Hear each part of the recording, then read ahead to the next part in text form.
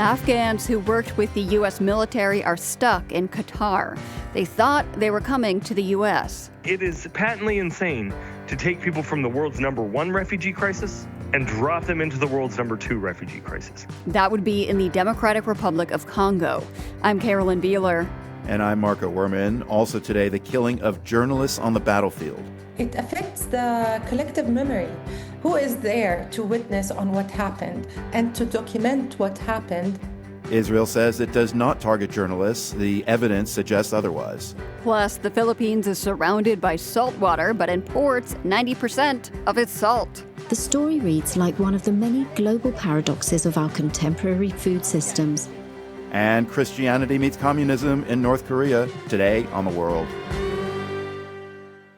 This is The World. I'm Carolyn Beeler. And I'm Marco Werman. Thank you for being with us this Thursday. Officials from Lebanon and Israel are meeting today in Washington. Their talks are aimed at putting an end to the fighting between the Shia militia group Hezbollah and the Israeli military. President Trump announced a 10-day ceasefire last week, but the attacks have not completely stopped. Yesterday, one journalist was killed, another injured by Israeli fire as they were heading to southern Lebanon. In recent years, journalists in the region have increasingly come under attack, and that is where we start our show today with The World's Shirin Jafari. Today, friends and family carried the coffin of Amal Khalil from her home in southern Lebanon to the cemetery.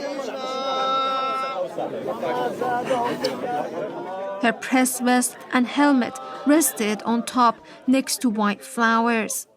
Khalil and her colleague Zeinab Faraj came under fire on the road yesterday. A car in front of them was hit in a drone strike. Hadi Hotait is a journalist in Lebanon. When the car exploded, Amal and also Zainab tried to take shelter in a nearby house after Zainab was also injured. Israeli aircrafts targeted the building and destroyed it. Rescuers from the Red Cross tried to reach them. They managed to rescue Faraj, who had been injured, but they had to leave because the bombings continued. Khalil reportedly remained under the rubble for 7 hours. When rescuers were eventually able to get to her, she had already died. Khalil was a well-known journalist in Lebanon. She worked for an outlet called Al-Akhbar, which backs the Shia militia Hezbollah. In past interviews, she had said she had received threats from Israel because of her work.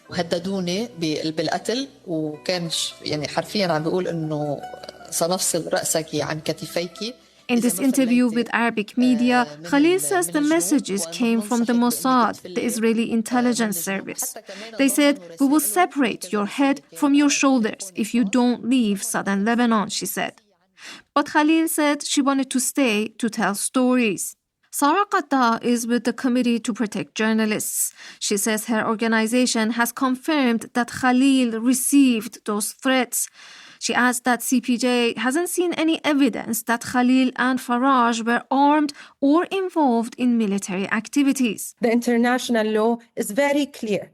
Journalists are civilians, regardless of the nationality or the affiliation of their media outlets or any kind of political point of view, as long as they do not participate directly in hostilities. The Lebanese Prime Minister, Nawaf Salam, has called the killing, quote, a blatant war crime. In response to my questions, the Israeli military said that the incident is still under investigation, but that it does not deliberately target journalists. And it takes all operational measures to mitigate harm to uninvolved individuals. Qatar says at least 10 journalists have been killed in Lebanon since the end of February. In so many cases, Israel would come out and confess that they had killed those journalists, claiming that they are terrorists without providing any credible evidence that those journalists were terrorists. This is the deadliest time to be a journalist, she says. Media workers have been killed in Gaza and Iran. Journalists act as witnesses, she says, and these killings have had a chilling impact. It affects the collective memory. Who is there to witness on what happened, to report on what happened, and to document what happened for the history, for the public knowledge?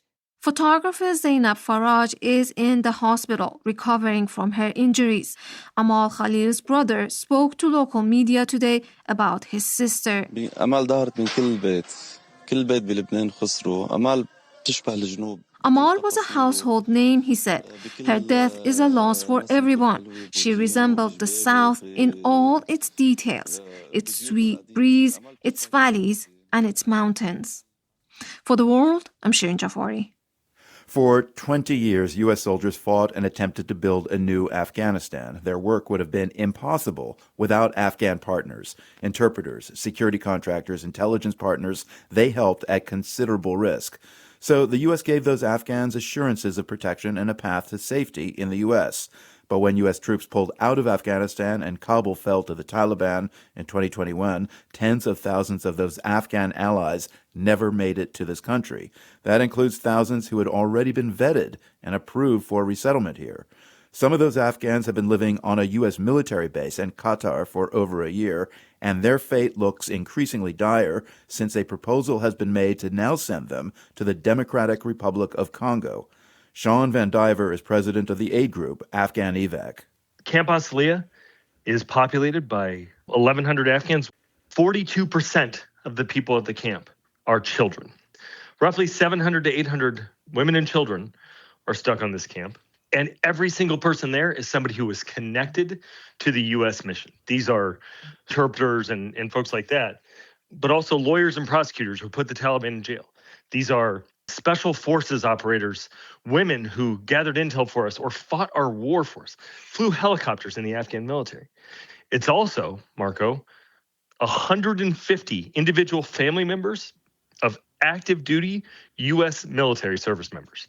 So these are all people who stood up for the idea of America, or somebody in their family did, developed a relationship with the United States, and are now at risk. And the United States State Department is trying to send them either to a place that has civil war going on or back to the Taliban. So you've been briefed by State Department officials on what might be next for this group. What did those officials tell you? What I got was a series of frantic phone calls with people saying, oh my God, they're actually considering sending these folks to the DRC. Please help. What they said is there's this man named Christian Earhart, who's the Deputy Assistant Secretary for State for Population, Refugees, and Migration. He's the refugee guy. And he's going around the world, flying to all these various countries. They've said that they've gone to all the Muslim countries in the world, and they're trying to convince them to take these Afghans. Afghans who have no connection to their country. They've gone to places like Botswana, Malaysia, Indonesia, several other countries. And what they found is that these countries aren't really willing to work with us, in part because of travel bans. So the State Department calls that you got, these frantic calls, did they express any rationale by the State Department on why they would do this? It seems like they're out of options, and they won't even consider the actual option to bring the people here like they were promised. Now, keep in mind, every single person at that camp was brought there by the United States government. They were brought there by the State Department after vetting, after undergoing all sorts of screening, including validation and verification of their relationship to the United States of America. So these aren't just random Afghans that showed up at some camp in Qatar. They were flown there by the United States government. They were told, and we know what they were told because we were a part of drafting the messaging. They were told that they needed to come with certain things and not come with other certain things and be ready for a month or two at the camp, and then they would be moving on. This camp is not meant for permanent residence. This camp is meant for a temporary stay. And these folks, every single person there has been there for over a year. And people are languishing. People are scared. Sean, what exactly had been the assurance those Afghans were given back in Kabul about their future lives in the U.S.? Is Washington actually backtracking on a promise? They absolutely are. Even if they want to make the argument that they weren't promised at their time of employment that they would come to America, they certainly were when they were brought into the Enduring Welcome Pipeline. They've sold all their belongings. They've said their goodbyes to Afghanistan. The Taliban knows who is left as part of this program. So it sounds to me like the U.S. government is trying to get rid of these folks and treat them like discarded trash. These are the family of active duty U.S. military service members. These are people who protected American lives. And these are people to whom we have a sacred obligation. And if they don't follow through on this, they're never going to be able to get another person to sign up to stand with us. Certainly not in Iran. Iran's watching, a lot of the Afghans that were fleeing went to Iran, and they know what happened to these folks. They know what the United States government has done to these folks. It's no wonder this war is dragging out. Our listeners will remember that the Democratic Republic of Congo is dealing with multiple armed conflicts in its eastern regions with mass displacement, food insecurity, more than 500,000 refugees from other countries like Rwanda and the Central African Republic. The conflicts there have roots that are as old as the Taliban. Are the Afghans you're in contact with willing to go there? No, they don't want to go there. They're afraid to go there. Look, it is patently insane to take people from the world's #1 refugee crisis and drop them into the world's #2 refugee crisis. Sean, you're a U.S. Navy veteran. After leaving the military, you co-founded Afghan Evac to resettle Afghans who worked with U.S. forces. What motivated you to do that? I didn't serve in Afghanistan. That war was not my war, but this fight is my fight because it's a fight about how we follow through on the promises that we make. I served off the coast of Iraq. I served around the Horn of Africa. I served in South and Central America. And everywhere we go, we need partners. And for me, Afghan Evac, frankly, isn't even about Afghans. It's about civic engagement. We were able to get the Biden administration to build the safest, most secure legal immigration pathway in history. And we did that because of the power of people. We're not like influential people. And so I was inspired during the fall of Kabul because I got a phone call from a buddy of mine who I had met several years earlier here in San Diego, who said, "Brother, I'm stuck on this mountain in Irgun. I think I'm going to die. We're running out of ammunition. We're surrounded by the Taliban. Will you please grant my last wish and help get my family back to San Diego?" And so I sprang into action, got dropped into all these group chats, and I realized, oh my God, we're going to get people killed if we don't bring people together. And that's how that civic engagement started. And it was one of the best examples. Just months after January 6th, we saw a coming together of Republicans and Democrats to solve for the government this massive civic problem. Sean, what can you tell us about the predicaments of people who helped U.S. forces in Afghanistan and the risks they took, even then? Well, here and abroad, in more than 90 countries around the world, Afghans are languishing in some form of limbo because of the decisions of the United States government, and that is a bipartisan problem. Joe Biden didn't move fast enough. President Trump shut it all down. And Congress is derelict in their duty to do something about this. Not a single bill has passed that would actually help these people, other than adding visas, which we helped get across the line. These people cannot have jobs. They cannot move on with their lives. They're stuck in this limbo because they're holding on to the idea that they can come to America, right? And the United States government won't give them any clear direction about what's going to happen. Things were moving swiftly. We had 5,000 Afghans a month coming out of Kabul during enduring welcome, but we needed a few more years, and we could have gotten them all out. As of now, there's about 265,000 Afghans around the world who still need our help, who are stuck in that limbo. Sean, can you just tell us about one person that you've been in touch with at this former U.S. military base in Qatar and the dilemma they're facing? Sure. There's a 14-year-old girl who has been one of the most vocal folks at the camp. Her parents both served in the Afghan military, and they were told that they would just stay there for a couple of days and then move on to the United States of America. They already had housing ready for them here. And on January 20th, everything stopped. And I can't even imagine what it would be like to wake up in a Connex box every day with your entire family and feel the weight that these kids feel to do what they can do to get their families to safety. Sean Van Diver is the president of the aid group Afghan Evac. He's been speaking with us about a potential plan by the Trump administration to send Afghans who aided U.S. military forces in Afghanistan to the Democratic Republic of Congo. Sean, thank you very much for your time. Thanks so much, Marco. We reached out to the U.S. State Department for comment on the status of any plans to send former Afghan military partners and their families to the DRC. So far, we have not heard back.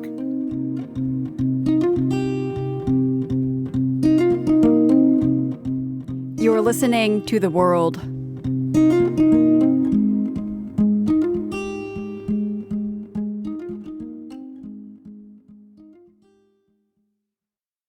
This is The World. I'm Marco Werman. And I'm Carolyn Beeler. North Korea is a political outlier. The Hermit Kingdom, as some call it, is a black box in the international world order. But we do know this. By the end of the last century, most communist countries had either collapsed or adopted some Western-style economic strategies to establish a foothold in the global marketplace. Not North Korea. Much of the country's endurance as a communist regime is attributed to the powerful cult of personality centered around the late Kim Il-sung. What's less well known is the role that religion played in the regime's formation. Author Jonathan Chang has just come out with Korean Messiah, Kim Il-sung and the Christian Roots of North Korea's Personality Cult. I asked him what the headline is when it comes to Christianity in North Korea. I think the headline is, if you want to understand North Korea, like really understand it, I think you need to think about it less as a nation state. It definitely is a nation state, and it's a nuclear armed nation state. But really at heart, I see it more as a religious society. And it's a religious society that the state founder, Kim Il-sung, built for 49 years as the ruler in the mold of the faith that he was raised in, which was American Protestant Christianity. So let's set up some historical context here. Kim Il-sung, the scion of the Kim family dynasty, he was born in 1912, and as he said, he'd leave power to his son Kim Jong-il in 1994, and he'd pass it on to Kim Jong-un in 2011. Now, the Korean Peninsula was brought under Japanese colonial rule only a couple of years earlier than his birth, bringing an end to 1,000 years of isolation. Give us a brief snapshot of how Korean society was changing in the early 20th century. Japanese colonialism was a real formative experience for Korean nationalism. It's really where Korean nationalism was born, this sense that we're a distinct people that needs to stand on its own and be independent. But what was interesting is that the real vehicle for Korean nationalism was the Christian church. Missionaries had come to Korea, as they went to many countries, but it really took root in a way that it didn't anywhere else in this city called Pyongyang, which of course today is the capital of the Kim dynasty.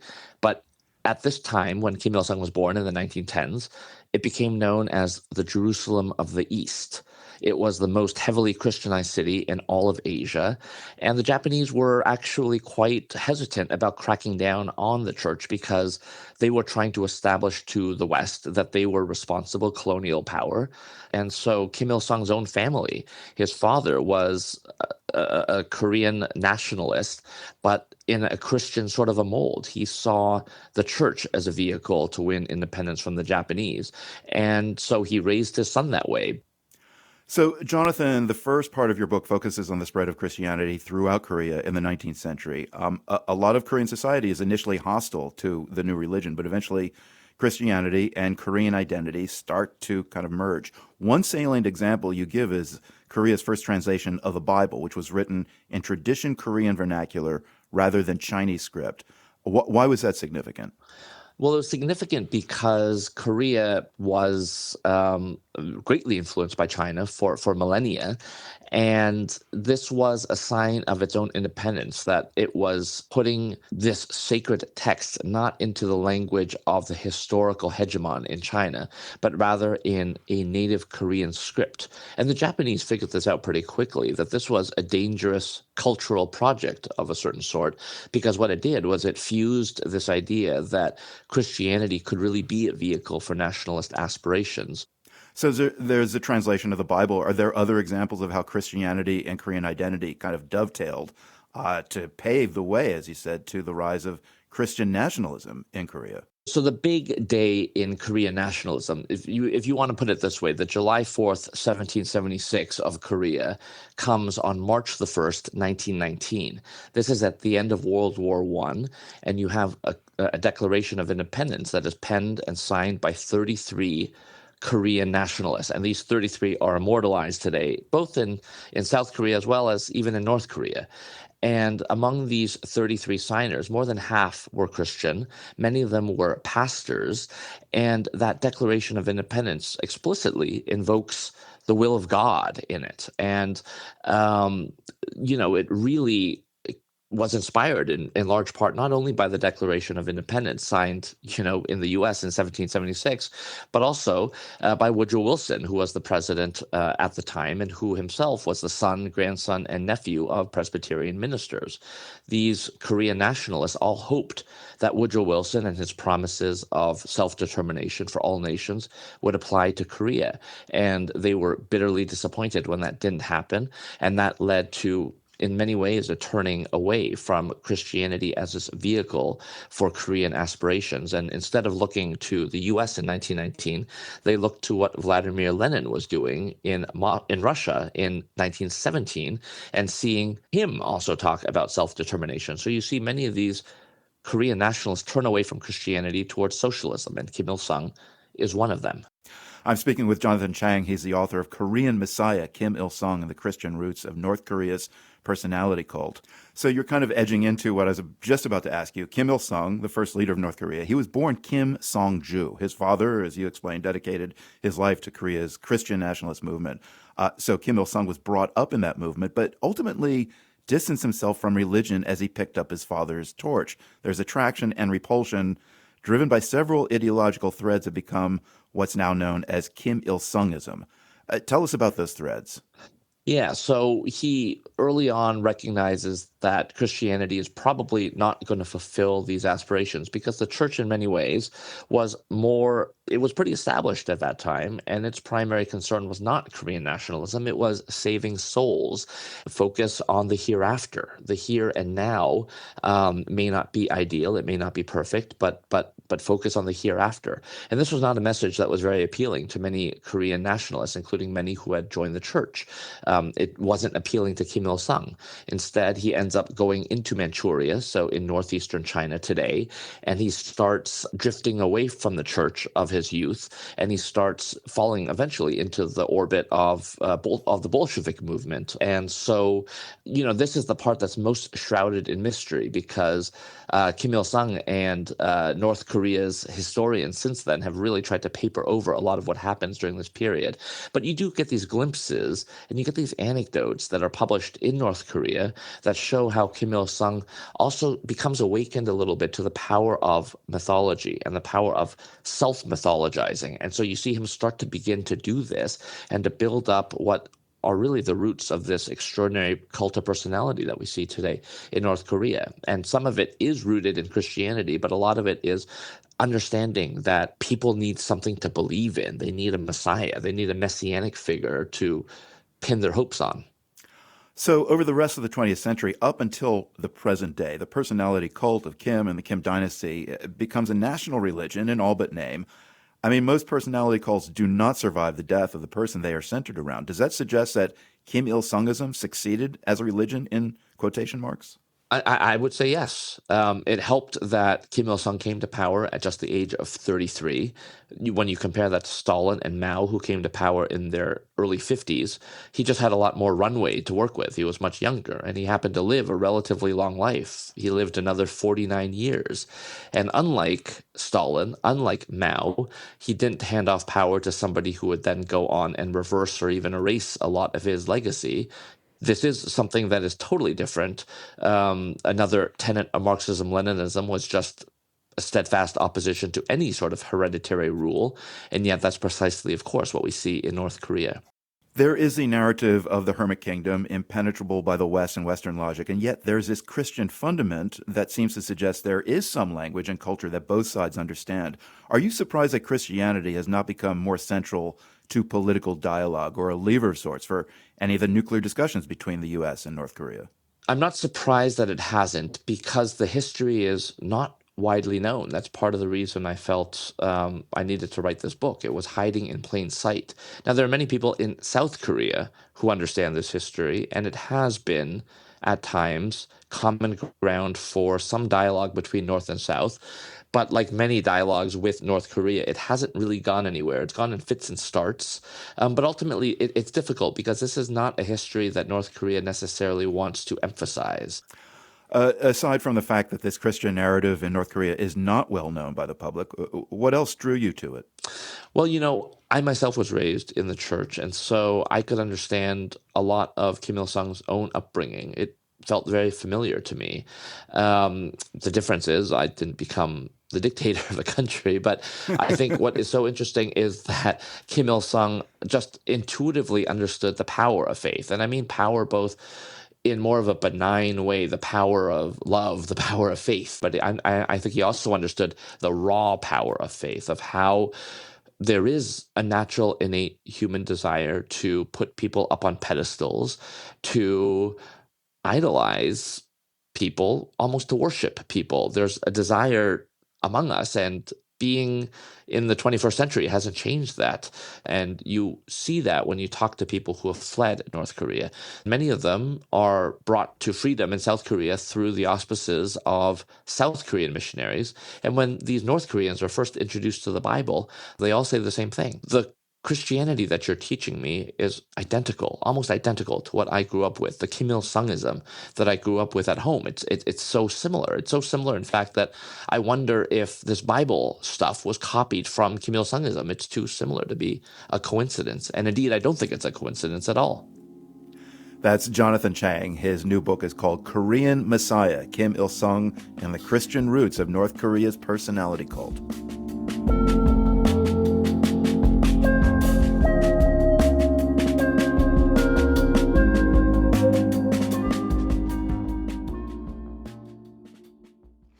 The Philippines is a country made up of more than 7,600 islands, meaning the place is surrounded by salt water. So it is surprising to learn that more than 90% of the Philippines' salt is imported. A law passed in 1995 made producing natural sea salt illegal and put hundreds of families out of business. That is changing, as reporter Danny Mitzman found out while reporting from a market during an arts, culture, and food festival on the Philippines' fourth largest island, Negros. Tul is one of the rarest salt in the whole world, and this is the only salt that is made with coconut milk. It's very beautiful. It looks like a piece of marble. Yeah, it looks like a piece of marble, and it's really hard. The grayish color of the salt is natural. We need like minimum of 8 days before we can make one whole slab of the salt. The man you just heard me talking to is Alejo Vincent Abawan, the president of the Association of Tul Makers in the island province of Guimaras. He's been telling me about the long, complex and arduous process, which involves days of burning driftwood, filtering seawater through the ashes, and boiling to evaporate the water and leave behind the salt. During the cooking process, in wood fire, that's the time we put the coconut milk, just a small amount of coconut milk. It has been our tradition for more than 100 years, and even our ancestors, they didn't know why they put coconut milk in our salt. It has a smoky and earthy flavor, and the flavor of this salt is very sharp and delicate. It enhances the flavor of the dish. The Tul slabs are selling like hotcakes, but until recently they were illegal. The story reads like one of the many global paradoxes of our contemporary food systems, a country made up of thousands of islands importing over 90% of its salt.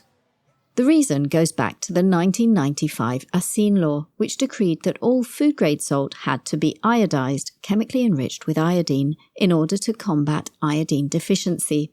In other words, natural sea salt was banned and only table salt was allowed. Well-intentioned as it was, the law effectively put hundreds of artisanal sea salt-producing families out of business. We are trying to spread awareness. In fact, the government already created an amendment about the salt law. So they indicated all these remaining artisanal salts, and we need to help them. Kathleen Apilado is the Dean of Jose Rizal University in Manila. They're campaigning to revive the Philippines' many salt-making communities like the Tultul one in Guimaras. We're doing a salt mapping. So all this salt, the dyeing industry, we need to visit them. We need to check the status of the salt farmers. We did this because I want my kids to know this dyeing product, or else they will just see this on a book or on a website somewhere. Kathleen Apilado's showing visitors a salt called Ted, which is made in the northern Ilocos region. Ted means in Ilocos, drip. It's like a stalactite. That's the entire salt. Oh, it's And beautiful. Yes. And does it have any particular flavor? Yes, you can try actually. I think I should. Yes. So it has a different texture. Oh, it's super crunchy and very explosive. My mouth is tingling. You can actually, if you're baking, you can actually put it in a cookie. A few stands from Ted is another rare salt, Asin Tibuok. I'm Rolly Datoy from Albuquerque, Bohol, the one who makes this Asin Tibuok. Known as Asin dinosaur Tibuok egg is salt now the- because it's a large white we have sphere a with very cracks on the different surface Tibuok and made in a clay pot with a labour-intensive process like tultul. It's just received intangible cultural heritage in need of urgent safeguarding status from UNESCO. Loss of tradition can mean loss of community identity and spirit, as well as loss of a sustainable livelihood. It's a critical situation Vincent Abawa knows only too well. Tultul was a dying art. But 2022, when I was given a chance to lead the community, that's the time I revive it. So I started with 2 individuals, and I'm proud to say now we are growing. And now, after 2 or 3 years, we are 25 tultul makers now. And the good thing is that younger generations are now interested in joining our association as a tultul maker. Ladies and gentlemen, let's welcome. And if things are looking brighter, it's also thanks to social media influencers and high-profile chefs who've been championing these salts. Chefs like Kevin Navoa and Third Idolatre, who use them at their award-winning restaurant in the capital, Manila. So we got it all the way from Guimaras, and we use it on a dessert. So we use it with chocolate. Why did you use it for the dessert? What were the special qualities? I think when you mix chocolate dairy with some salt, it brings out the flavor more. And tultul salt is a lot more creamier than the typical salt. Yeah. So it's a creamier salt. I'd say so. I don't know what that means. It's a lot smoother. It's how do I say it? It's even hard to explain for me. Yeah, because it's a block, then we grate it finely. It's like powder. So if you mix it with any, it actually whips up even more. Yeah, and the flavors pop out more. And then I heard that you also gave visitors. Yeah. So the Ted salt from Ilocos, we would give guests at the end of the dinner, just with the story of the salt maker, just because like we feel like it's a dying thing. It actually helps them get more attention, and we understand that they're only selling the salts for such a low price. But I feel like if we do our part as a restaurant with a little bit of recognition, we can maybe start that whole thing to be able to help this small community over there in Ilocos. For the world, I'm Danny Mitzman, the Philippines. You're listening to The World.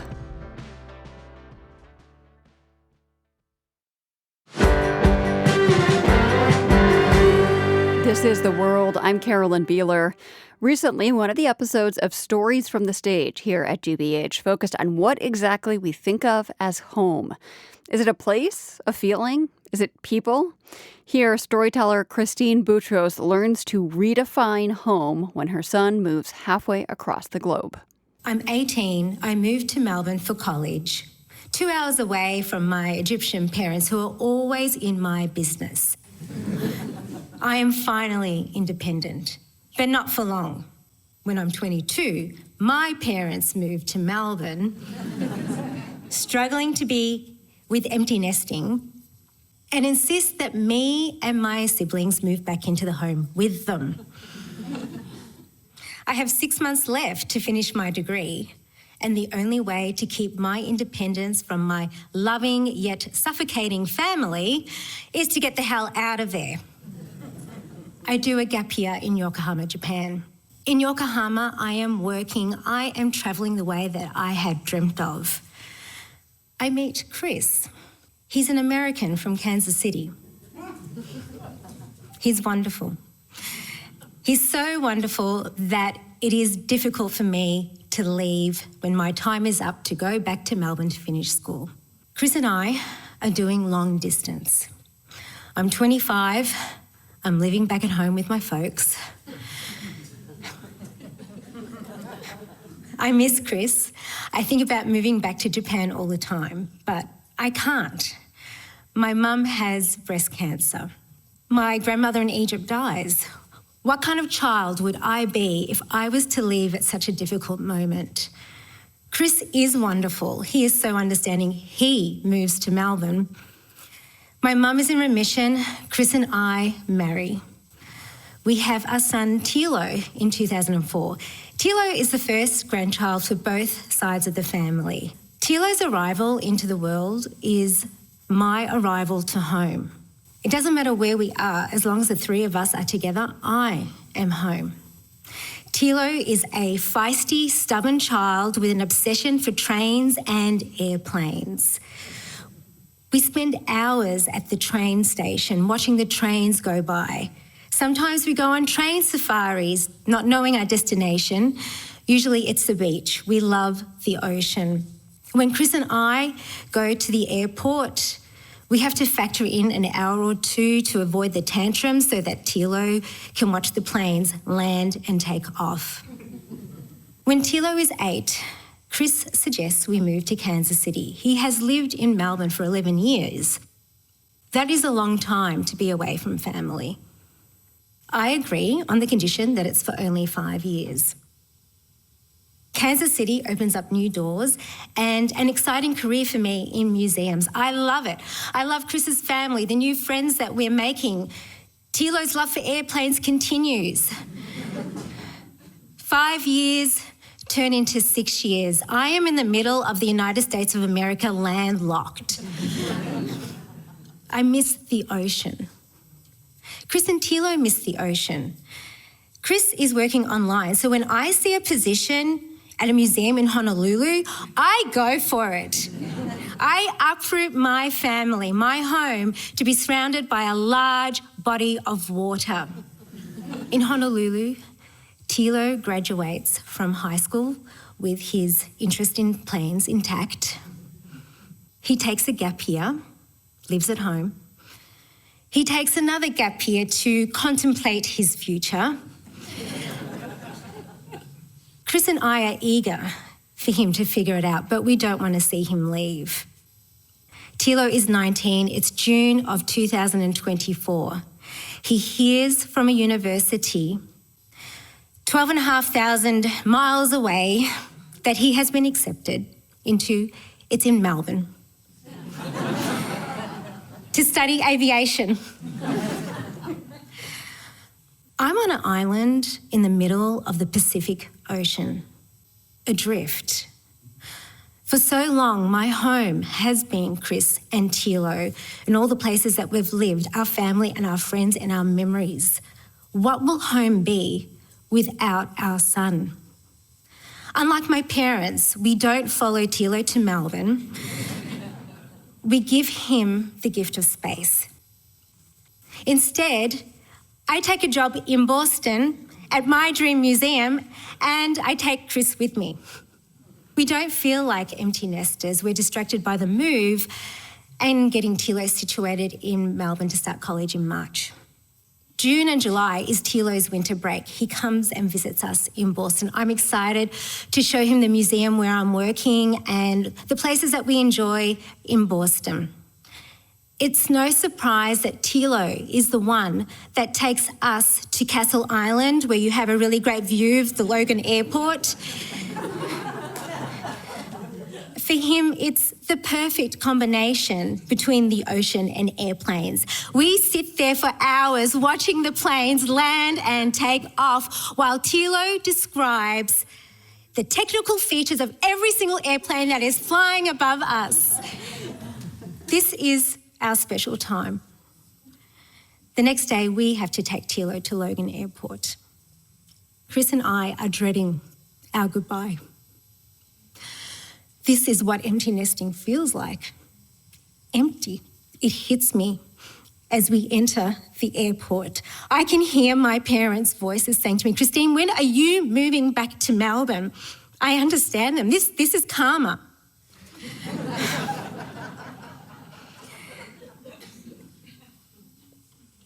As we head to the TSA security entrance, I am weeping. Tilo is comforting me. In between the sobs, I let out my final nags. Tilo, don't forget to change the sheets. Tilo, brush your teeth. Tilo, call us when you get home. We say our final goodbyes and watch Tilo walk away. The tears continue. The TSA officer at the security entrance, she sees me, she consoles me. She sees my grief and the loss of my home. My home is split in two, with Tilo in Melbourne and me and Chris here in Boston. Chris jokes that Tilo now comes from a broken home and he broke it. We miss Tilo. I miss Tilo. That was Christine Boutros speaking on the GBH program Stories from the Stage. The World comes to you from the Nan and Bill Harris studio in Boston and from the Department of Communication at UC San Diego. I'm Carolyn Beeler. And I'm Marco Werman. Thank you for being with us today. The World is supported by the Carnegie Corporation of New York, working to reduce political polarization through philanthropic support for education, democracy, and peace. More information at carnegie.org. By the Lumina Foundation, committed to a fair, universal system for learning beyond high school that offers every American the chance for a better life. LuminaFoundation.org. By the PRX Ambassador Council, whose members include Renee Vacchio-Albi, Roman Mars, the Kelson Foundation, and the Ken and Lucy Lehman family. The World's theme music is composed by Ned Porter. The World is a co-production of GBH Boston and PRX.